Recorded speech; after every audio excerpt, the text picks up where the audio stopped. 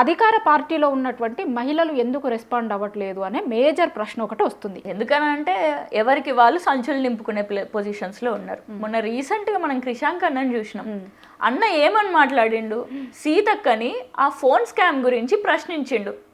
7,000 రూపాయల విలువ గల ఫోన్, ఒక ఫోన్ మీరు 11,000 13,000కి ఏ విధంగా కొనుక్కున్నారు అని చెప్పేసి అడిగినందుకు ఆయన మీదనే ఉల్టాగా కేసులు పెట్టించి ఆయననే జైల్లో కొన్ని రోజులు కూర్చునే విధంగా చేయించిండు. మరి ఇట్లాంటి మహిళలు ఇప్పుడు ఎవరైతే స్వలాభం కోసం ఆలోచిస్తున్నారో అలాంటి మహిళలకి తప్పు జరిగింది అన్నప్పుడు బయటికి వచ్చి ఎట్లా అడగగలుగుతారు? మా పెద్దపల్లిలో 6 నెలలకే ఒక మైనర్ బాలిక పైన రేప్ అండ్ మర్డర్ జరిగినప్పుడు సీతక్క వచ్చారు అక్కడికి. ఎందుకంటే అక్కడ అక్యూజ్డ్ ఒక కామన్ మ్యాన్, అతను ఒక బీహార్ నుంచి వచ్చినటువంటి లేబరర్. కానీ ఇక్కడ అక్యూజ్డ్ వచ్చేసి ఒక యూనియన్ హోమ్ మినిస్టర్ వాళ్ళ కొడుకు. అదే తేడా. అంటే నాకైతే ఈ రెండే కనిపిస్తుంది. నాకు ఇంకేం డిఫరెన్స్.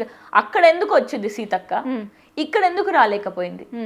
ఇక్కడ ఎందుకు రాలేదని అంటే ఇక్కడ పాక్సో కేసులో ఉన్నటువంటి నిందితులు, ఆయన వెనకాల ఒక సామ్రాజ్యం ఉంది.